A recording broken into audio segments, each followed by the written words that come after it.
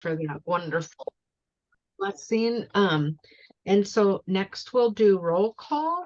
So I'm here representing Siletz. Julie is here. Jemiah, awesome. Valerie Switzler. Oh, Val's I'm right here. Yay. Diane Tiemann.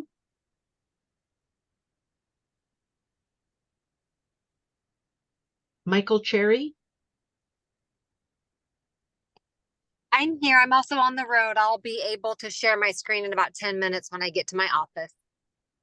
Great, thank you. Angela Fasana. I'm here. Alyssa Severson.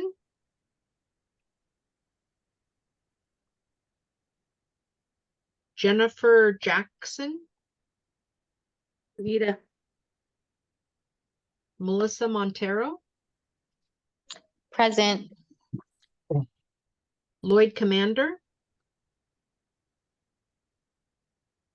Here.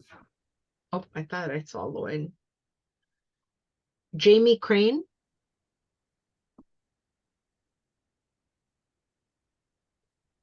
Alyssa Lane Keene wasn't able to be here today. Becky Cantrell.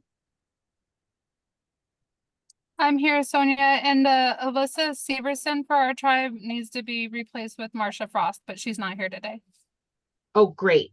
Dory, can you make those notes? Yes, they reached out to Paulina, so we already have Alyssa off. Okay, great. It was still on my agenda. And then Jesse Jackson from Cow Creek. Here. Okay, great.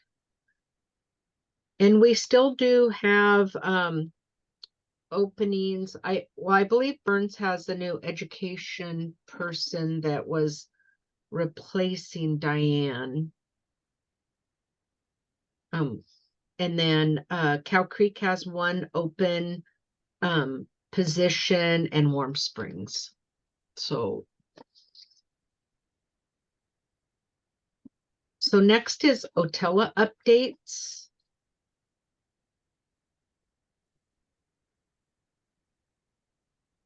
And Dana, was that, which updates were those? That part is actually you leading it. It's on, that part is on the chair, vice chair part of the discussion. Okay. Well, we have had a change, so this is a very good time to move towards asking another tribal or actually a TAC member if they would want to step up and co-chair with me. I do believe it is important to have two people. There's different times when tribes have events that I may not be able to be here, or someone else, and the work can continue. So I do think it's really important to have co-chairs for this committee. And it's always great to have different perspectives from different tribes. So I don't feel like it's the work that should just be carried on by one person. And so I don't want to put anybody on the spot right now, but if you want to put in the chat or you want to email or anything, the time commitment is just this meeting, and then we have a short planning meeting 14 days prior to this meeting. So the time commitment isn't huge for it, but would respectfully ask if someone wanted to step up to co-chair with me. And I certainly cannot fill Sandy's place, and I don't have her wit, so those things will be missing. So if someone would think about it and step up to do that, we would greatly appreciate it. And other than that, we're still putting together the structure, as the tribes and TAC members know, we have gone through many iterations of what we think is the Otella and what is moving forward. I think that we're getting it honed down. It's taken us a little while longer, but we all just have to remember that this work is, we've done all of this on the backs of our predecessors in our positions in our tribal education council members and tribal members, that these were all dreams to have these kind of committees that were set aside for tribes. And so it's taking us a while.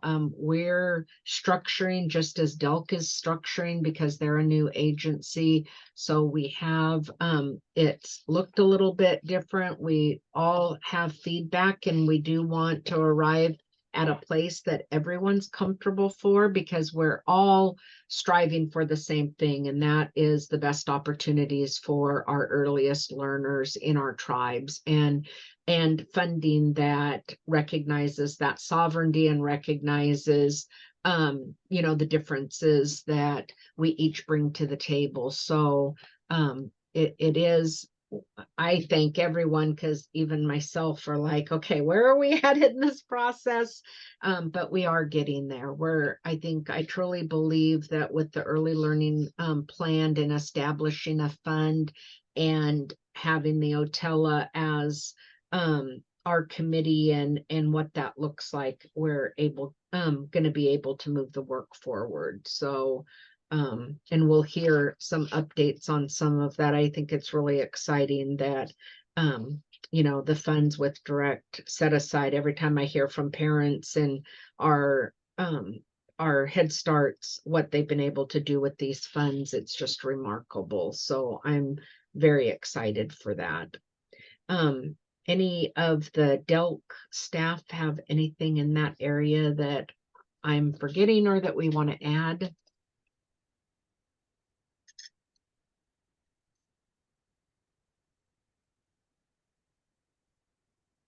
And I'm sorry, I didn't give an opportunity for other people in the room. I see that we have several people other than the committee members I called out. So if they want to introduce themselves, we know who's in the room with us. I'm happy to start. Now. I'm Kate Dennison. I'm the Government Affairs Manager at Delk. Thank you for allowing me to join. And hello, everyone. I'm Britt Taff. I'm the Tribal Liaison for Trillium Community Health Plan. Thank you for allowing me to be here. And I'm Tracy Bogart. I'm the Program Manager for Indigenous First Steps at PSU. I'm part of the Grow Your Own grant, and thank you for letting me be here.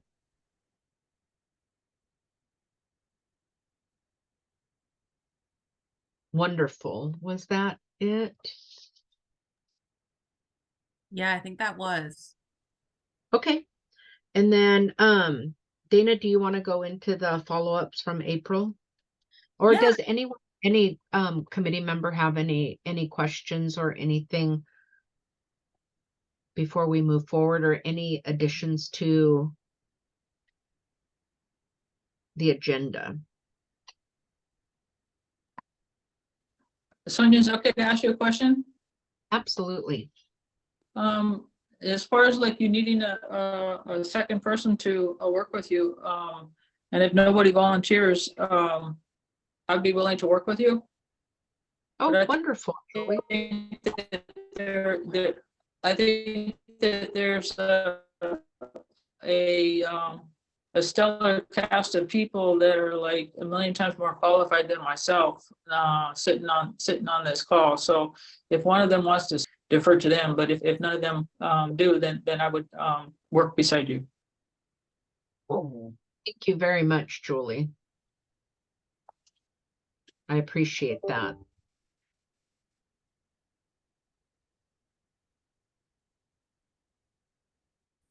Yeah, thank you for volunteering. I guess maybe we can leave the plug out there for a couple days, and then if maybe we could follow up.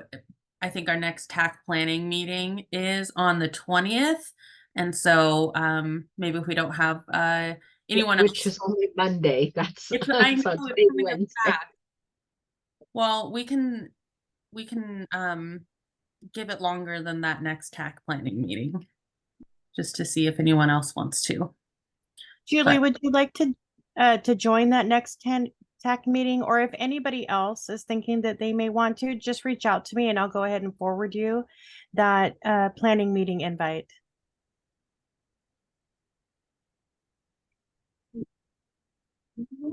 We can't hear you, Julie.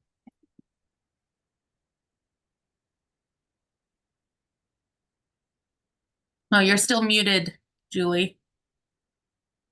Sorry about that. That week I'm gonna be on the road, so I'm gonna be doing everything by Zoom and cell. So the following week I'm back home. Okay. Great. Thank you. And then Tracy, were you given an update on the Indigenous First Steps today, or just joining? I'm just joining today. Okay, great. And in the future, would that be possible to get you on the agenda to about the first steps to all the TAC members? Absolutely. Whenever you Great. want. Okay, thank you. Okay, Dana. All righty. Well, thank you. I'm going to share my screen because I have a slide deck, and hopefully everyone can see my screen. Yes. Okay. Well, I'll just start going through these slides. I had a couple of things that I wanted to follow back up on from our last meeting in April to clarify, and also there were some questions that were asked, so I have some answers as well. And basically we're going to go over a quick feedback opportunity for the Child Care Development Fund, and we'll cover those next steps and go over what to expect as we move through the process. And we have a quick touch base on the crosswalk that we've been working on in terms of what data DELC collects. And then the rest of it is really, the bulk of this will just be verifying that what we captured during our April 9th meeting is in the language for the Tribal Early Learning Plan and Fund, and then that making sure that we have the right intent of the TAC.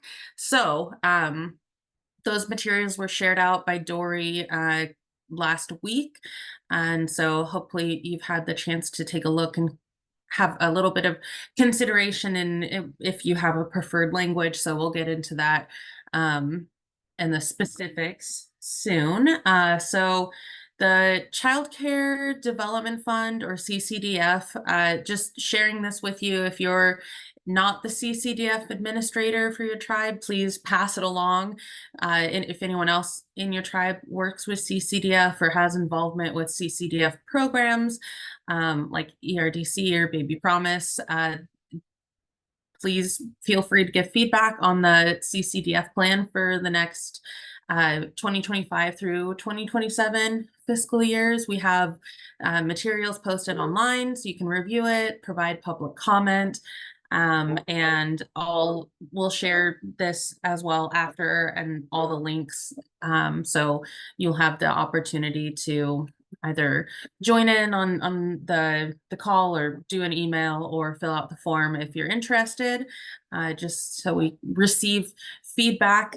We've been working on our agency's strategic plan, and also used a little bit of that to inform the draft for our Child Care Development Fund state plan.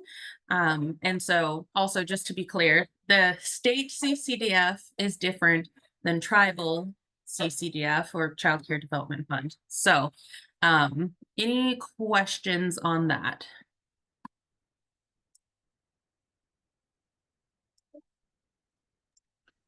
Can I ask you a question? Of course. You said that the state system is different from the tribal system. Are you able to send us information on the differences, or is that something you're going to speak about? So I can find more information about the differences. I know that from the perspective that we have at the state, really our system the tribal system and the state system would supplement each other. And so I'm not 100% sure how they work together, but we can get more information about that for sure. Thank you so much. Yeah. I have a question. This is Jennifer Jackson from the Common Tribes. The state's plan, was there any changes made from the previous years for their new plan as far as just the plan itself?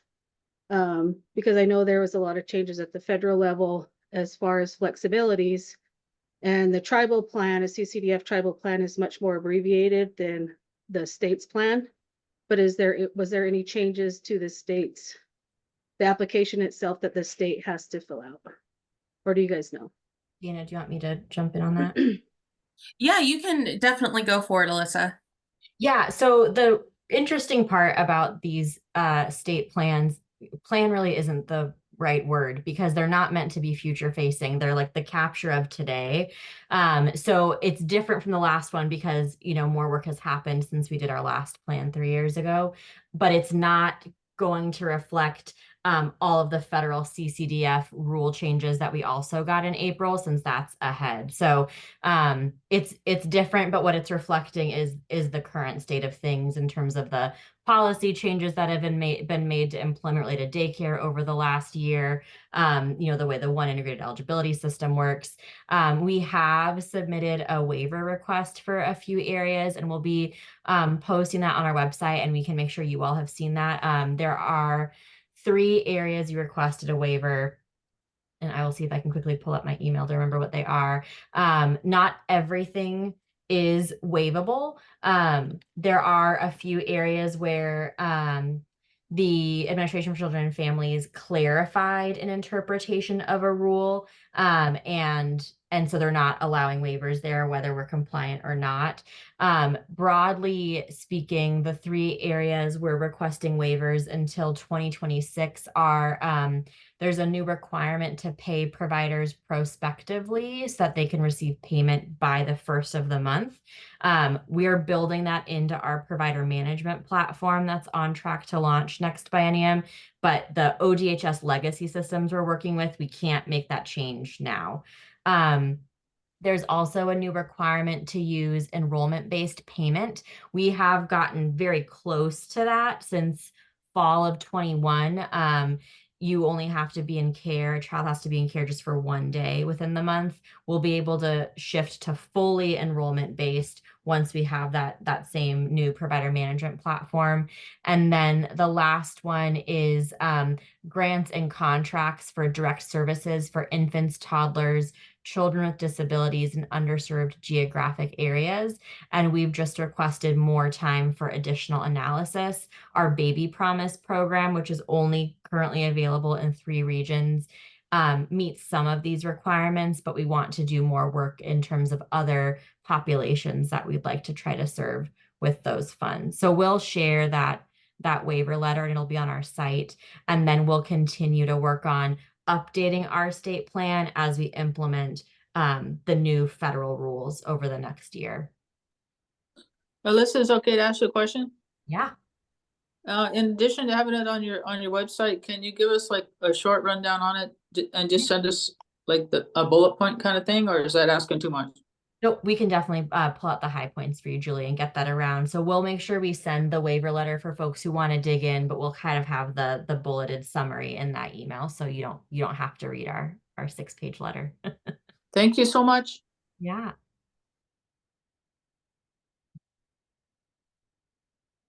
Any other questions?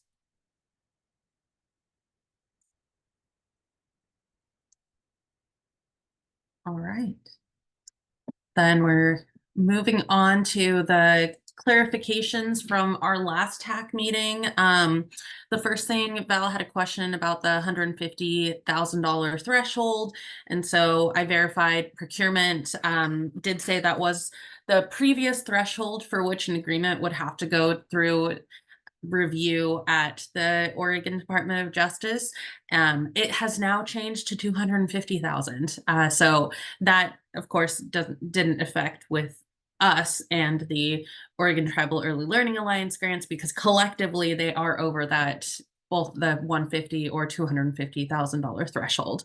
The other confirmation, wanted to make sure you had this, is the exact amount of the OTELA agreements, the intergovernmental grant agreements, which were sent yesterday, by the way. So everyone should have received those, but the awards are $69,599.77.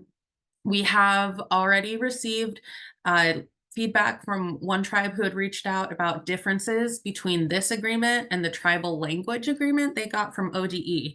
And so because we're not part of ODE, we don't really communicate directly with them about our grants, like how we used to share the same procurement office. We don't anymore since we became our own agency. So we are looking at that. And I think overall it's part of the larger conversation about all of the education agencies being on the same page with tribal agreements. But we were very intentional with this round by being able to include specific language that was utilized in some of the other negotiated agreements previously, along with honoring the tribe's federal indirect rates, which for state funds, this is, I think, the first time that we've done that, at least since we've been our own agency. We haven't done that before. So that's really exciting, and glad that we are able to get those sent out. Are there any questions about the agreements?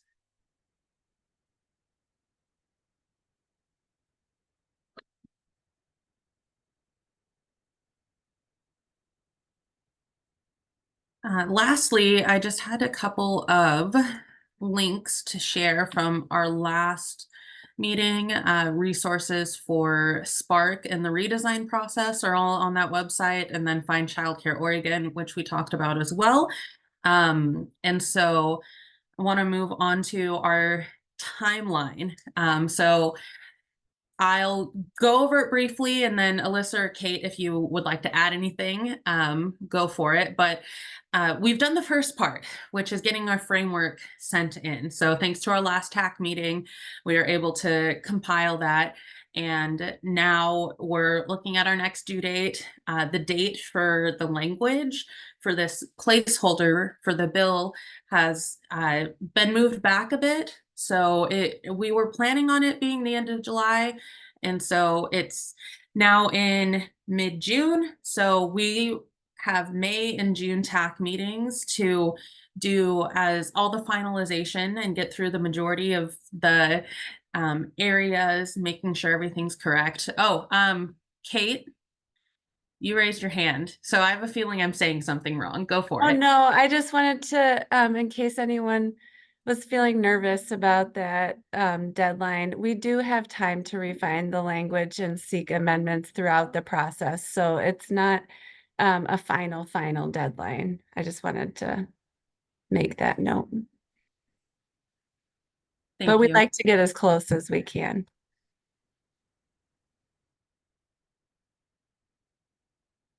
Thank you for that clarification. Yeah, so October 25th, the documents are going to be returned to the agencies, and then November 13th, we submit the bills to the Department of Administrative Services, and then they're filed December 13th. So I think along the way, of course, we'll be meeting, and we can continue to discuss if there's things that we need to circle back to or make edits to. I'm not sure, Kate, maybe you can elaborate if there's like an actual final like drop dead date that we'd have to do that by. Yeah, I typically, as long as LC Legislative Council, which drafts all of the bills that are introduced at the legislature, if they return bills on time to agencies, there's usually an opportunity to request one set of amendments. And so if we do think that we'll want to make adjustments to the initial language that we develop and submit in June, then we want to have something ready to go in October, right when we get our draft back, and we can ask for an adjustment before we actually have to file the bill. Once we file the bill, that's the version that gets introduced at the legislature. But there are also opportunities when after a bill is introduced at the legislature to request amendments. It's not ideal, but it happens a lot, and we can always work with legislative members to do that if necessary. I hope that's clear, but happy to answer questions.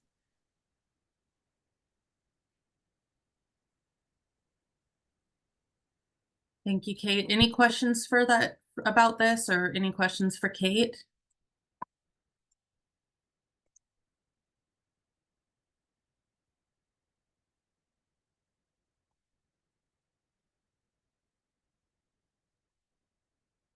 All right.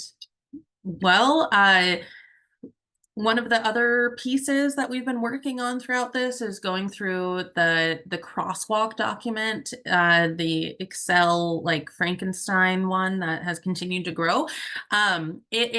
We've done our look at it from what DELC does collect, the data we don't collect. So there are some gaps in the data collection system that we have currently. And so I believe that our original plan was that DELC was going to go in and look, see what we do collect, and then turn over that to the tribes and see if there's any places that we can fill the gaps. But so we'll share the Excel out, and I can also, well, hold on. There we go. I have it right here. So we filled in column, and so ask me if you have questions about this when you look at it. But I worked on columns D and E to figure out the specific pieces of data that DELC did collect. And then there's also column H, which are some additional thoughts and some concerns and possibly future places where we could collect some of the data. And so this will definitely be a big focus. I'm not going to go over the whole thing, but just to give you a quick rundown of what is in here. And we'll, of course, be able to circle back to this over the coming months, since we still have plenty of time for this. And there's also, let me go back a slide here, some considerations about data sharing. And so these are just considerations.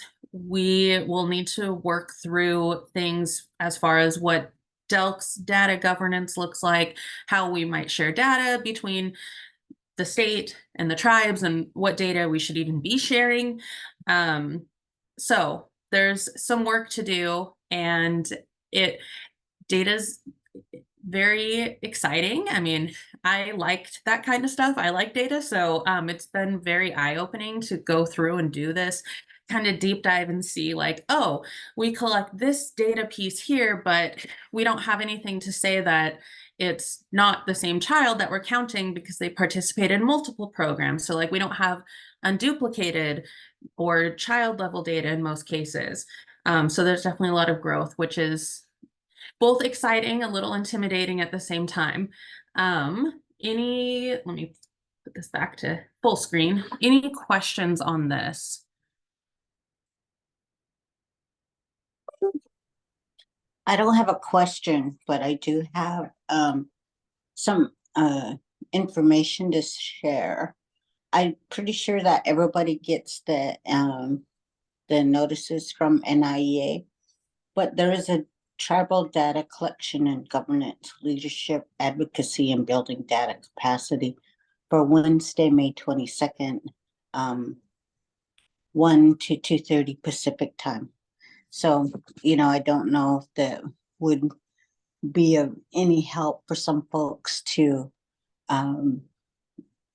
if they wanted to take part in something like that, and looking at how we gather data and how the state gathers data, and what would it look like to have a mutual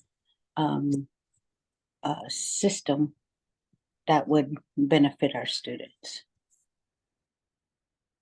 Yeah, thank you, Val. That's awesome. Please share that with us, share that with me. And we can also include that in the recap email that goes out after this meeting. But yeah, that sounds like something I need to go to.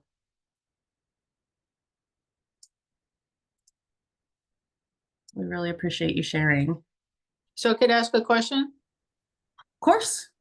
Was that Valerie Schweitzer that was saying that? Yeah. Valerie, is that something that you could send us an email about? Just everybody that's on this group? How about if I send it to Sonia and then Yeah. Sonia can send it out for us? I'd sure appreciate it. Sure. Thank you so much. You bet. Awesome. Thank you for that. All right. Well, this is the majority. This discussion is going to be the majority of the time, just making sure that we have the correct understanding and that we're continuing to let you all, as the TAC is leading this, and so we're bringing back the document that's gone through several levels of review from our TAC meeting on the 9th, and just making sure it's how it's supposed to be and how it was intended. So there are a couple just really basic clarifying questions, and then there's also some really specific things like word choices. So that's what we're going to go over. So it should be pretty familiar. It's very similar to kind of what we looked at last time. And every slide is laid out with the specific, like, here's option 1 or option 2, or is this what you meant? That's based on what we gleaned from the TAC meeting last month. Any questions about that?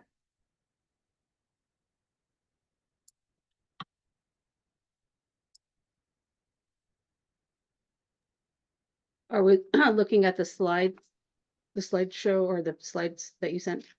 Is that what you're? That Yes, the document we're looking at? Okay. Yeah, the slides that we sent are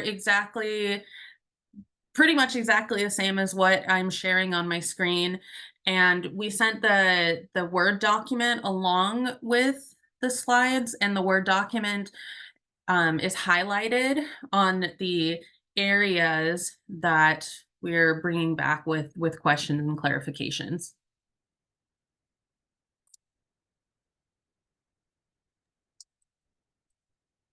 So the yellow part is the differences. It is, yes. And if I remember, like the human services, that because early learning is in different parts of tribal organizations. So we wanted to be inclusive of those tribes, that it's not just directly in education, right? Yeah, exactly. Thank you for that. It is because when we met on the 9th, we just included the same language that was on ODE's Student Success Plan statute, which only said a focus on education and nothing else, because that's all that there's the only cluster and the only place that they really focus on. And so, yeah, we wanted to be inclusive of both, since Health and Human Services is very closely connected.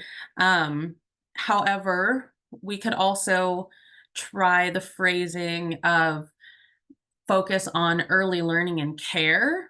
And so it's up to the group. If you have a preference or the phrasing that you like better, obviously early learning and care in and of itself it does encompass both education and Health and Human Services. So it's really just phrasing. Oh, thank you for including that in the chat, Alyssa.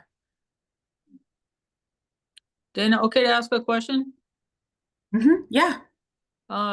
With the words early education and care, is that terminology inclusive of culture? Good question. I see Alyssa nodding. Oh, that's my good question, Nod. Sorry. Okay. So maybe we should change it then to be more broad so that culture could be, could it be maybe early education and care, or early education, comma, culture, comma, and care? I don't know. Just something to think about, because it's something that we spoke about in the early stages of working on this, and it's just the idea of culture. That word opens up a lot of other kinds of learning. And so similar, like how you're talking about the health and human services, there's a lot that goes on in those first like 3 years, for a child. So and again, I don't know if the words early education, maybe that encompasses it. I'm just asking a question.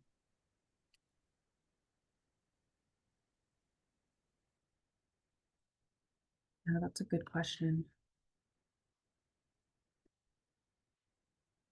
I'm wondering, I'm looking at the Word document, and 2A says the department shall develop and implement a statewide tribal early learning plan, which shall support and elevate cultural and experiential early learning and care, and ensures access to cultural resources and curriculum and early learning spaces.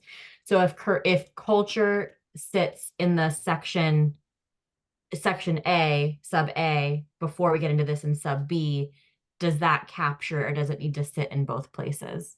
No, as long as you got it in there, you got it in there one Somewhere. place, so you're good to go. Okay. Thank you so much for fine combing that.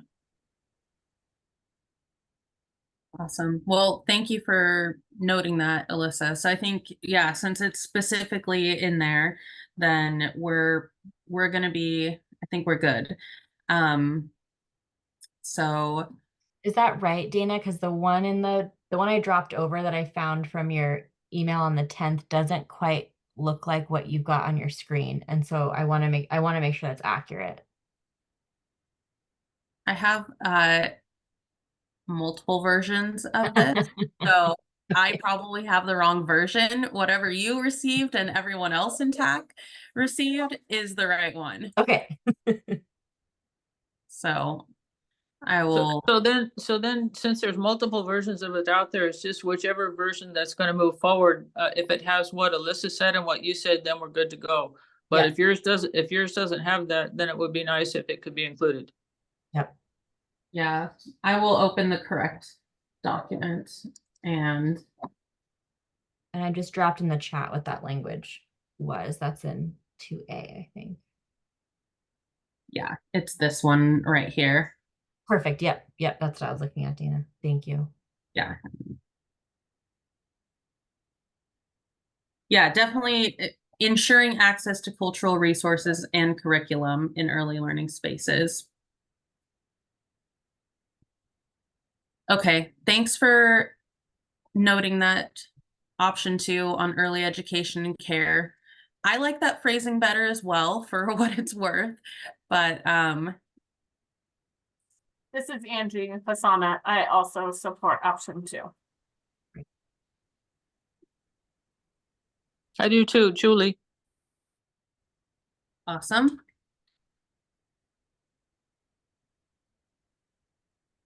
Well, does anyone oppose us going with option 2?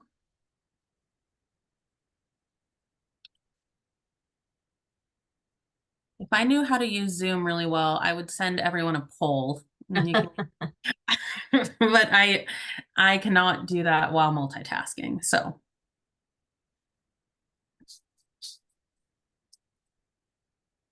All right. Could we just have people put option 1 or option 2 in the chat and capture those? Sure. I'm not sure how to do a poll either.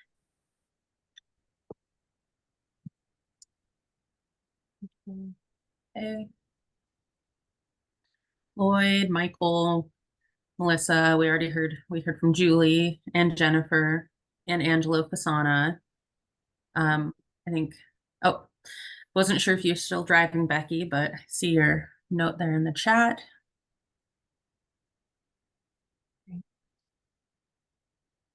And there's Jesse's answer. And Sonia. Perfect. I don't think we missed anybody. So we're going to go with option 2 then. Next slide. And this is really a clarification because I want to make sure that we're understanding what, because we talked about a couple different things, and I went back and as much as I hate to listen to recordings of myself, I went back and watched the meeting and tried to make sure we were capturing the right things.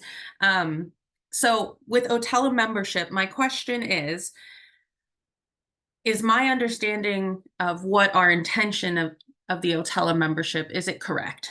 So the tribes would appoint a tribal representative, although DELC would technically be the ones, like, legally speaking, to say, yes, you're serving on the Otella membership body. And we would obviously just, if that's who the tribe recommended, we would appoint them.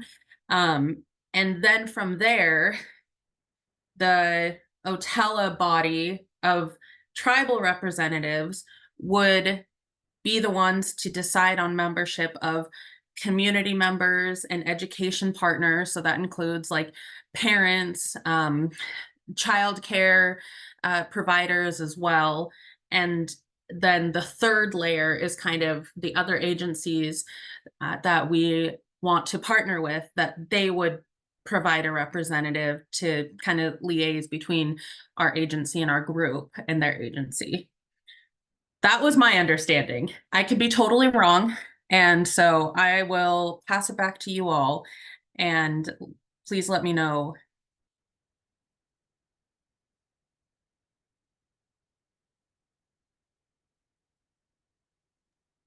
Just for clarification, Dana, when it says although DELC would have to appoint, is that just an internal process, or what does that mean?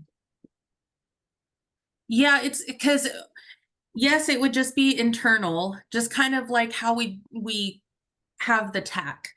Tribe said, these are who we want to be on the TAC, and DELC says yes. The way that we had it written out when we first shared the proposed bill language with DOJ was that Otella, which is the advisory body that TAC will become, that Otella would appoint, but I guess Otella can't appoint themselves, and that DELC has to appoint you. Does that make sense? The language right now for the Tribal Advisory Committee does say that the Early Learning Division has appointed. So operationally, it would be very similar, where we would send a letter to all of the tribes requesting who you want as your representative. But Dana or Kate, did we look at what is in statute for the American Indian Alaska Native Student Success Advisory Committee? Is it also appointed by Department of Education? Kate had to jump off. Okay, thanks, Yeah. Dory. I'm a little bit confused. You know, you're talking about sending back to the tribe for appointment, and the tribe has already made an appointment, appointments. Why are you sending them out again? Yeah, this would be because the tribal Because you want it.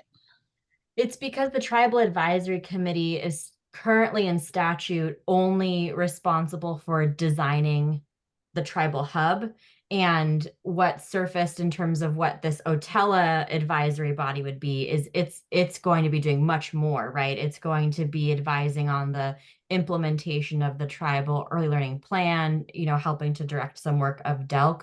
So it's a different responsibility, but we could definitely look at whether we process-wise need to ask the tribes again. We would still want this in statute so that in 5 years, it's clear that the tribes are determining the members. And that's why I want to see if we can get more clarity on appointed by the department, because I feel like that could get misused potentially. Does that help, Val? It does, thank you. And well, the thing that it kind of got on my wrong side there for a minute, because I was thinking that you guys were questioning the tribal government on who they appoint and who they don't appoint. And so that upset me a little bit. But if that's not the case, and if we're looking at something different, some kind of different kind of makeup here, it's something to consider. Because although, you know, and this is the thing too with Paulina asking, and you guys asking for tribal consultation, they sent me as the representative to get the information and take it back to tribal council if there was question or concern. And it's like, I felt like you guys were sidestepping whatever decisions I wanted, you know, that I was trying to say on behalf of the tribe, as long as I went back to the tribe and got the information, because it was told to me by my boss that, you know, you are the person that's the one that tribal council appointed, and so you can make those decisions up to a point and then bring them to tribal council. And to me it sounded like, or to me it felt like you guys were trying to sidestep that. And so I was a little bit upset there for a number of weeks, because that's how I felt. Thank you for sharing that, Val. That was not the intention. I think one of our hopes with putting this in statute is coming back to the durability, which I know has been a priority for the TAC. But I think one thing that surfaced over the last couple of years is that not everybody on the TAC has the same level of authority from their tribe. Some can, like you, speak on behalf of your tribe, and others can't. And so the other piece we want to try to codify is that the OTELA, similar to the government to government education cluster, for example, that everybody is able to participate with the same level of authority, so that we don't have, so that we can use TAC or OTELA consistently, and not have to go through consultations as well, although we'll always go through consultations. So thank you for naming that, Valerie. And I'm very sorry that we didn't provide more clarity about how that came about. It was not the intention to disempower anyone on the TAC. And Valerie, I apologize that, you know, my inquiry came off that way, and that was not my intention. I was just trying to have a better understanding of how the tribal consultation process is for each tribal government that we work with. So my apologies. I did not mean anything negative by that. I have a quick comment on that too. I think it does look different for every tribe, and I think there's not, I know as for the Klamath tribes, there isn't a formal consultation plan in place between DELC and tribal council. And I think that's where a lot of issues are happening, because there's not a formal plan in place. And I don't know if there is between DELC and any other tribes, but I know for the Klamath tribes, there isn't. Something that was mentioned at the meeting before is, although the Klamath tribes, we were appointed as representatives, I can't answer what needs to be brought up to the tribal council level and what information that they want right back to them, because I don't want to presume what information that tribal council wants. And so I think it looks different for every tribe, and I think that's something that needs to get put in place before. And I know DELC is a new agency, but I think that needs to get put in place sooner rather than later. Well, I kind of think that it's up to us as representatives from our tribes to let Delk know what the process is internally, because they are all different. My tribe's similar to Val's, that we have, we are sent here to represent our tribes and to carry that voice. So I think that as TAC members, that we should be letting, Delk know what our internal process is. And I think that's what Paulina's question was about consultation, because I know my tribe, they just can't keep up with all of the requests for consultation. So they have tribally council resolution appointed staff to be able to speak on education issues, or if it's another department. So I think that maybe it's a process that Paulina, you give to the each TAC member to take back to their tribe for them to lay out exactly what their process for consultation will be. Since we're from 9 different nations, that way people, Delk will know how each tribe wants to be approached. Sonia, is it Julie? okay to say something? Absolutely. I am, again, Julie Seastrom from Hanas from the Confederate Tribes of the Kuzla, Amka, and Saisla. And even though I am the one who's representing our tribal council and our general membership, I don't make any final decisions on any of our policies by myself. Whatever I learn in any given meeting, I take it back to our tribal council, and you know, it's decided as to how it's going to be discussed and worked out. And if it needs consultation, then that goes through a consultation process, that kind of thing. So when Paulina sent out the request to find out, you know, how we do consultation, that kind of thing, I made like an initial inquiry about, you know, to my tribal council as to how we were going to respond. But I still haven't got like, you know, definite feedback on it. So it's similar but different from, you know, what everybody else has just got through saying, where each tribe has their own way of going through the consultation process. Some are overloaded. Some it's you know, a couple reps are able to, like, you know, field all the questions and answer them because there's too much going on.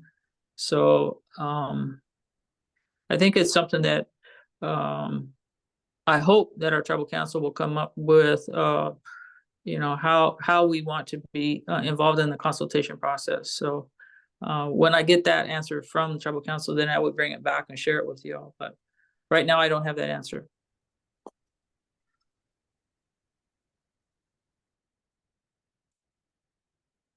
Thanks, Julie.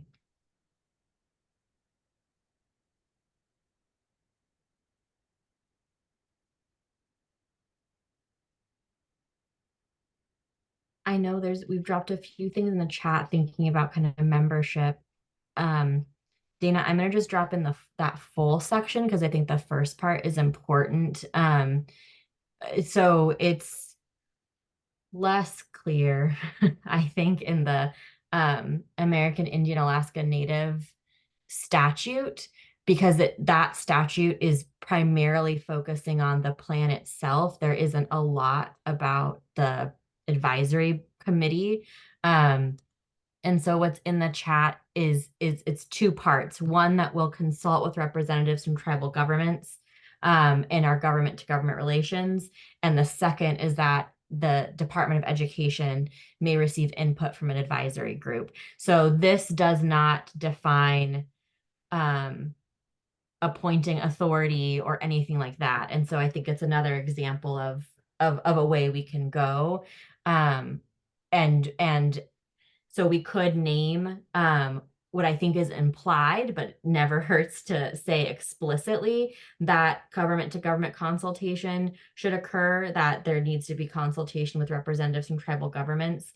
I wonder if we might be able to like modify that first sentence of like, when developing the plan, the department shall consult with appointed representatives from tribal governments, or something like that, to kind of blend the two so that it's clear we're convening the group, but we're not appointing on behalf of the tribes, and I don't know how legislative council would feel about that, but maybe we could try to build off of what ODE has in statute. But how does that sound to folks? It is less clear in terms of the structure, and so there's pros and cons to that.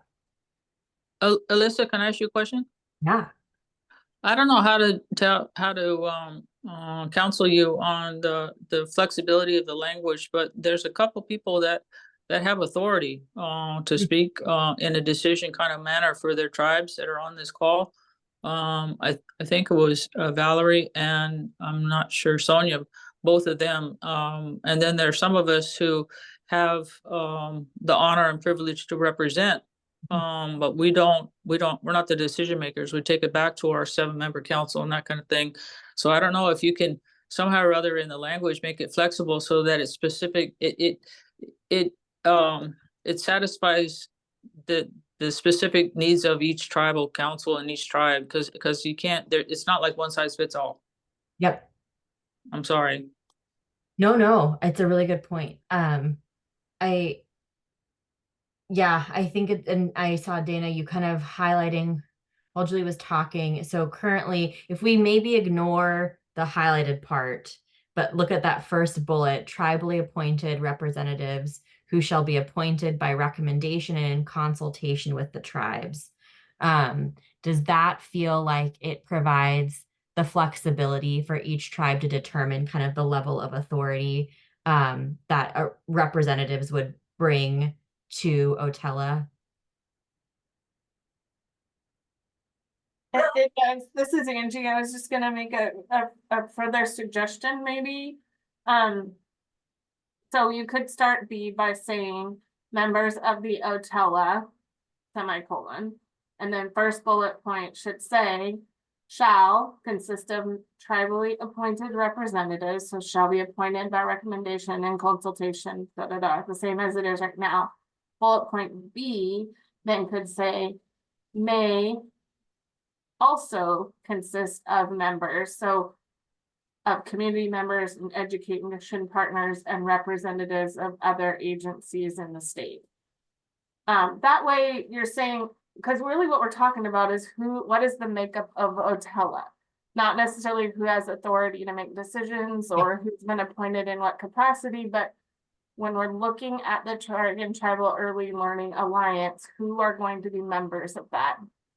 For me, I think on behalf of Grand Ronde that it shall consist of a member from each tribe that's appointed in consultation with the tribes.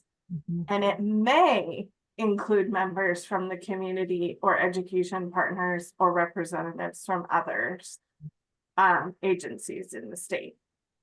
That would be my preference. I don't know how your legislative council will feel about that, but just for me and my preference, I just wanted to throw that out there. That really, when I think about who should be on Otella, there shall be somebody from each of the 9 tribes. There may be others added. I agree. So I would say members, or I think it was, I'm looking at what you're typing, members of the Otella, or the makeup of Otella, and then the first bullet point would say shall be made up of tribally appointed representatives. And the second bullet point would start with may include community members, education partners, and representatives. The question my legal trained mind goes to immediately, your legislative council may ask, so how would you determine who may? Yeah. So how, who's going to decide if there's community members, education partners? My own perspective would be that Otella decides that. So we start with the representatives from the 9 tribes. We would then decide as we move forward as Otella, what other people we might feel would be helpful to our work and our alliance. I like that, Angie. It's very tribal centered, so I don't know how that'll go over, but that's just my thoughts.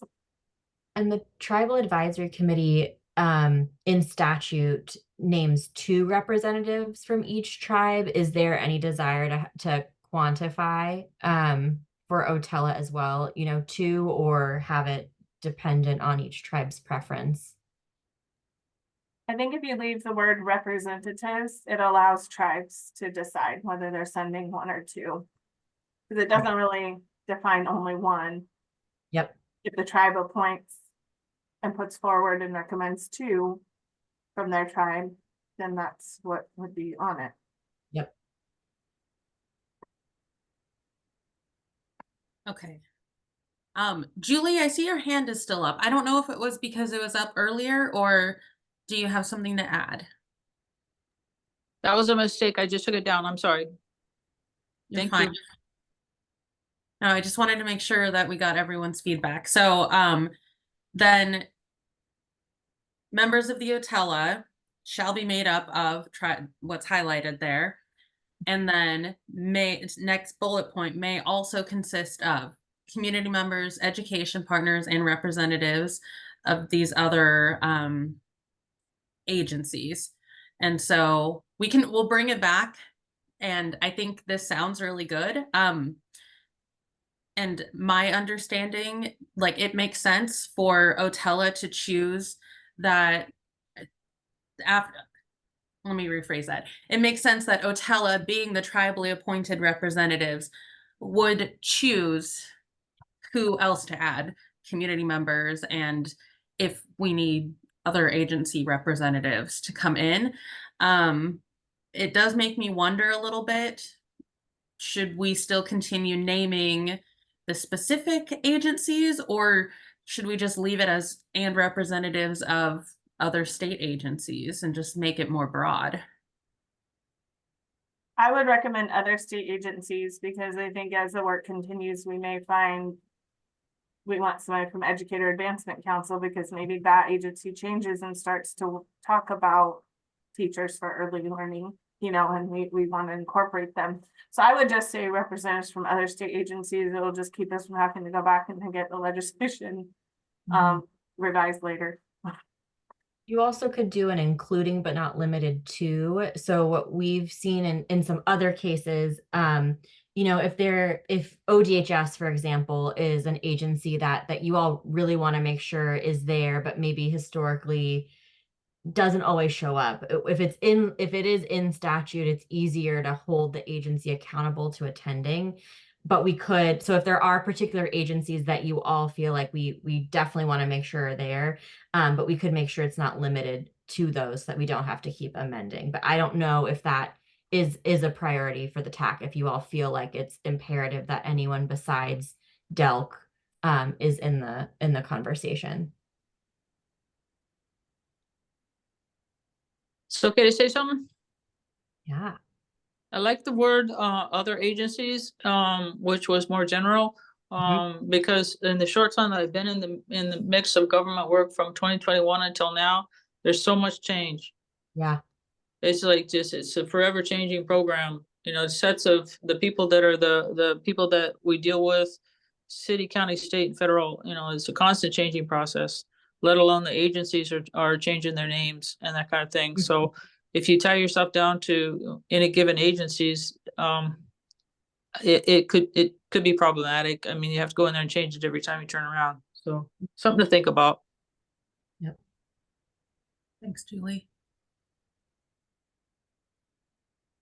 So then just checking that with this, we could leave it as representatives of other state agencies, including but not limited to, and we can keep our list of the partners that we identified in the TAC meeting on April 9th, but having the language not limited to still leaves it open, so we can add others as we deem appropriate as Otella, with you all as Otella. So sorry, I'm going to try and get this all on one page just to show it. Can we get maybe a yay or nay that we like this as the language? We could have everyone or have people just put it in the chat or do a thumbs up on your screens. On the community members, would that be inclusive, or should we call out providers and parents separately, or are we okay with them being part?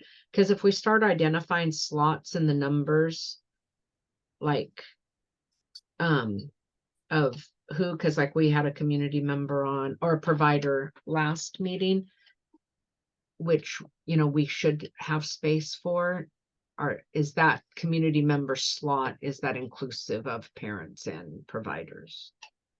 And do you want those to be, you know, voting, non-voting? Is voting something that you all want baked into this? And if so, is everybody a voting member? Well, like using the American Indian Alaska Native Advisory through ODE, they are voting members, but they're called out by regions. They're called out by rural, urban, how many, so that way you know the makeup of your committee, that not all of them are from one area, that you have representation across the state and they are voting members. That's a really good reminder that we can get more explicit in rule, because rule is much easier.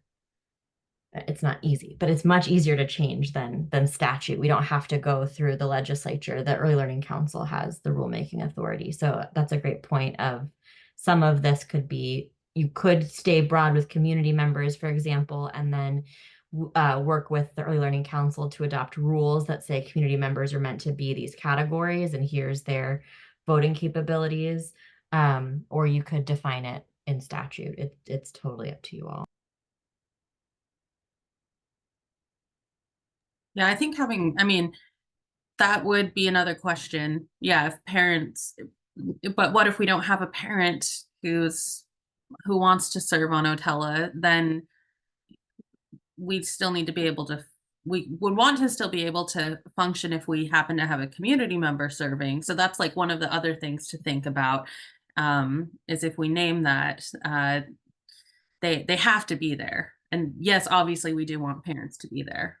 But not if it's a may, right? So that's giving a lot of flexibility. And like we see, even with the TAC, we don't have every position filled for each tribe, but it doesn't impede the work. So I would push back on that a little bit, Dana. It wouldn't be required. What it affords you is, if there are particular roles, so Sonia, like providers, that everybody agrees need to be a member of this council, of this advisory body, it's better to name that, because there's a higher risk that gets lost or misunderstood or changed down the road, right? Versus if it's in statute, there's no arguing that the intention was that providers have a role in Otella.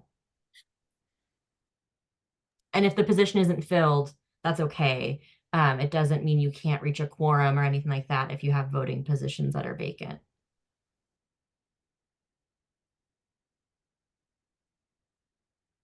Thank you for that, Alyssa. Yes, it does say may.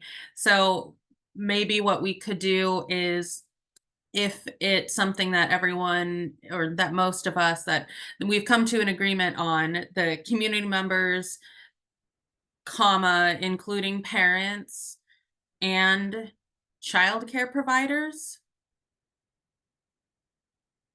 or providers more broadly.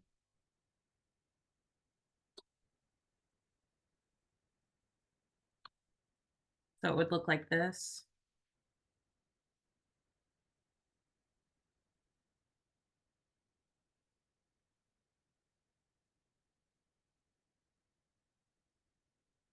Does it seem more like what we would want it to be?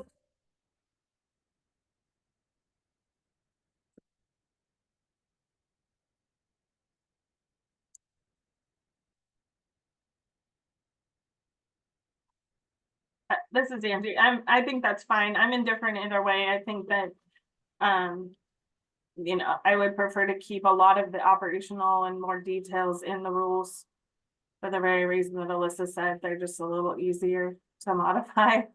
So just in thinking the legislation, I'd like to keep it as simple, but I don't have any problem adding that would include parents and providers. Thank you. Thanks for being here, Lloyd. Dana, can you maybe add a note for us to bring to general counsel to confirm that we could define who's voting and non-voting, as Sonia kind of outlined in rule? And if there's any particular language that we need to make sure we can do that gets captured. Okay, absolutely.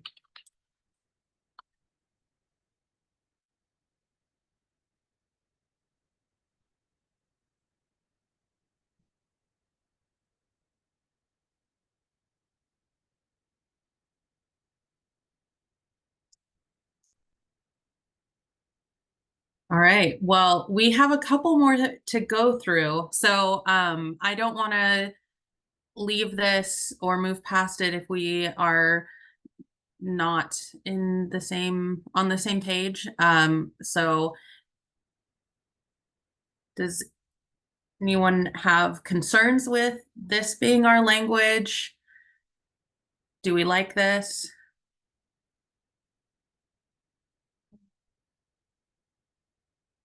Bye, Britt.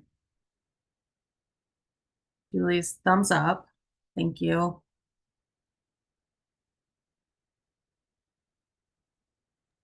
Looks like Jesse's good with that. Yep.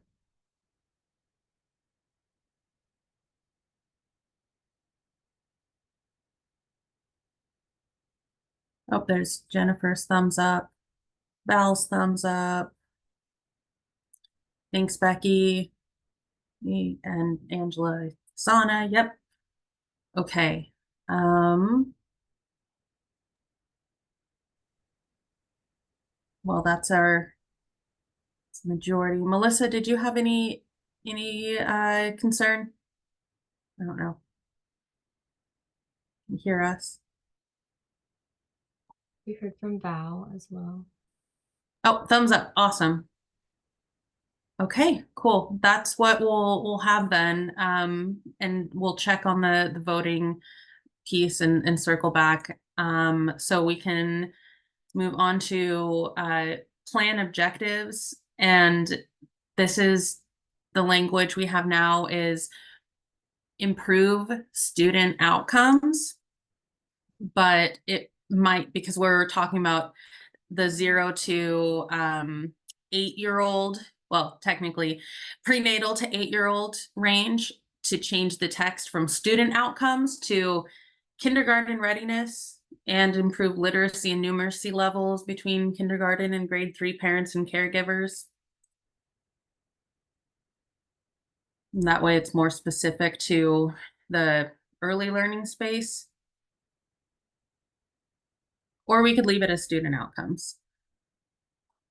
I think we may have to define later on what student outcomes means if we do that, but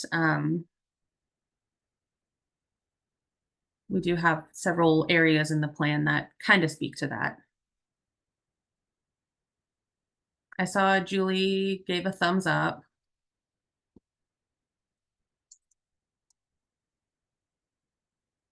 And just dropped in the chat the list so that you can see where tribal history, shared history, and language revitalization preservation, there are other parts of the plan objectives. So it was just trying to, I think we heard last time that student outcomes didn't feel right. So making sure that this is closer to what you all were intending that to be replaced with.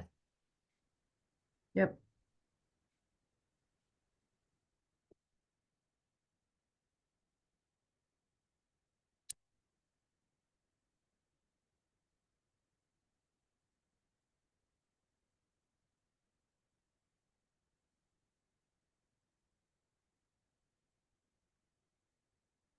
Any thoughts on this and whether we go with the current or alternative text?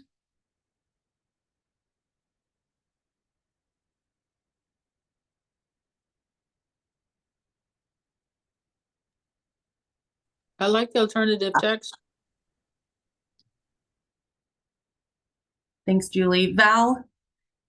It's like you were coming off mute. Yeah, honoring, uh, family,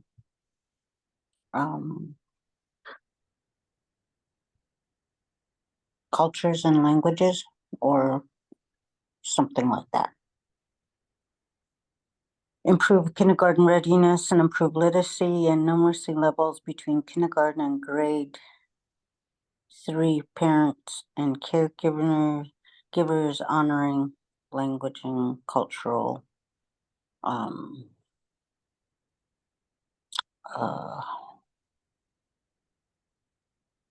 don't know. That one I'll have to think about how what part of that is plan objectives? Is language and culture you said already mentioned? Yeah, we do have those. Let me pull that toggle back over to Alyssa, put it in the chat too.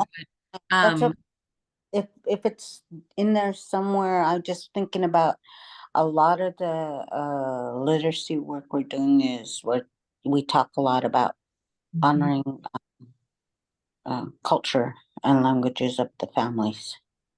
And if that already, then that's fine. The languages support Native American language and culture revitalization and preservation. But also, Valerie, I mean, your point about literacy specifically, if you want to repeat it and the connection that literacy is embedded in culture and language, we can still have it in multiple places if that feels like an important nuance to include with this particular objective. What does everybody else think? It'd be good to repeat it here as well. I think it's also important to remember that with our tribal literacy, that includes like our storytelling and stuff too.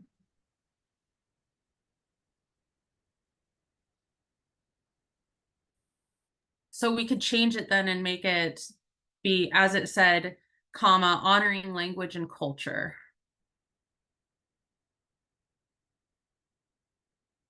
In addition to the other items we have in there, which is the support Native American language and culture revitalization and preservation as its own bullet point. Okay, you guys just let me know if I'm doing this language and culture thing too much, okay? Because that's kind of where my brain's at today. No, it has to be included. That's what sets our work apart, and that we want to make sure, you know, even if it's said multiple times, you know, it has to be in there. Yeah. Agreed. This is Angie. I agree as well, because when we start to look at what we're measuring, we need to be careful about what it means to improve literacy and numeracy for those students who are becoming bilingual, because generally, from my understanding, a lot of times it looks like our kids speaking tribal language might be lagging behind, when really once they hit 3rd grade and the coding starts to make sense, then they excel. So I want to make sure it doesn't look like our kids are not meeting that. So adding the honoring language and culture is sort of that extra step to say, we need to keep in mind that some of these kids are learning tribal language at the same time. And so what does it mean to improve literacy? Is it in English or in Chinook? So I think it's important to add there, Val. Thank you. Yes, I agree 100%. The one other comment I had was the only other bullet point, and I can't figure out how to word it, was that particular bullet point really talks about kindergarten through 3rd grade. But I was wondering how we would word something where we want to enhance the kids reaching developmental milestones. Like how do we phrase that? Is it improving or promoting developmental milestones, which would more target our 0 to 5 population? So I don't know that we necessarily need it, because we do talk about developmental needs in the top part, and this is only the which may include section. But somewhere in there, I want to enhance, you know, our kids' ability to reach their developmental milestones. I was trying to search for the word to put in there, but something that addresses more for our 0 to 5 population, because most of these things are going to be a little more our 5 to 8. I agree with Angie on that one too. Me too.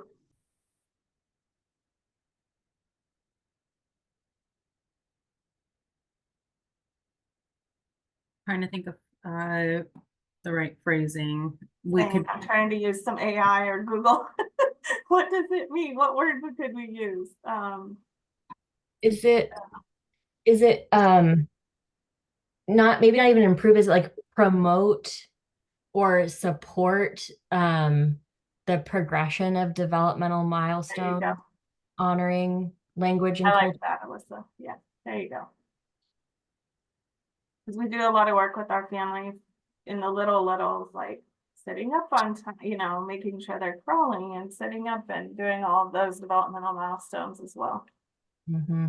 Will you say what you said again, Alyssa? I didn't catch it. I think I said, we can listen to the recording, but I think I said support the achievement of developmental milestones, honoring language and culture. Was that right, Angie? I don't remember.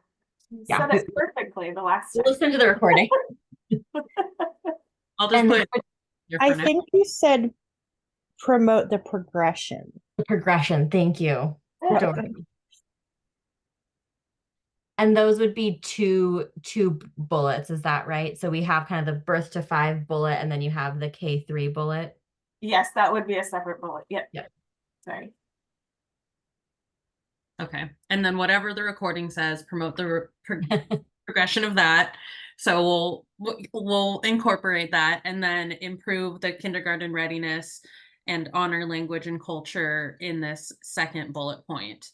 And then I guess, just to clarify, when we'd have the promote the progression of the developmental milestones, would we also want the honoring language and culture to be part of that bullet point, or only this bullet point? I think that when I stated it, I think the agreement was adding the honoring language and culture in that one too. Okay. Yeah. Wonderful. It's okay to say something? Yeah. Always. One of the things, I can't remember who said it, but somebody said that in this many comments that we've been listening to, somebody said the more times it's repeated, the more likely it is people are going to remember it. So if you use those culture and language all the way through, maybe it'll start to hit home. Yeah. That's a great point, Julie. We can take a lens too and make sure if there's consistent themes that we're trying to use consistent language. That's a really good point. All right. Well, there's a couple more, and I know we're pretty much at time. So what we'll do is update the changes that we were able to get through. Oh, Val, you had your hand up or something. No, I was clapping at Julie. But I do have a question for everybody before everybody leaves out. Is it okay to ask, Sonia? Of course. Okay, at the beginning of the meeting, Sonia said she needs somebody to stand with her and in this whole process, and I volunteered to stand beside her, but there's so many people on this call that are like a million times more qualified to be standing beside her. So please note that, you know, I'm only like a wing person, you know, that, you know, when I listen to Angie or listen to Jennifer or I listen to Val, or Lloyd has been quiet today, but whenever he speaks up, you guys got boots on the ground for a long time here. So if any of you want to step up and stand beside her, I just be, again, you know, I'll be on the call. You know, I don't have to be the person that's standing in there. So, you know, as time goes by, maybe one of you would want to do that. I would be most appreciative and most humbly thank any one of you step up and do that. I have a quick clarifying question if I can. So, it kind of sounds like you're talking more of a co-chair instead of a chair vice chair situation. Is that right? Is Sonia, are you all wanting to maybe move the language to that I accidentally already put in one of the agendas before? No, it's always been co-chairs. Oh. Yeah. Well, I'll just blame that on Jonas since he's not here to defend himself. Yeah, it's co-chair. And I feel the same way. I don't feel like I'm like any expert. I'm usually the sit by and throw stuff in, but I don't know how I got roped into it. I think it was Sandy. Let's just blame Sandy right now. No, it was Val, I think. I'm gonna blame you, Val. Now. Voluntold, it's a verb. It It is a in verb. the I was dictionary. voluntold. Val and Sandy told. Yes, Cow Creek, Jesse.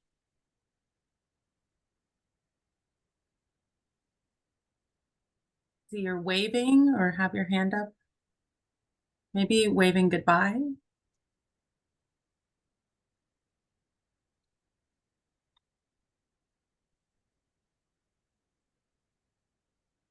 Can't hear anything. I think it was a reaction, not a raise Okay. hand emoji. The new Zoom. Many more options with this new Zoom. Yep.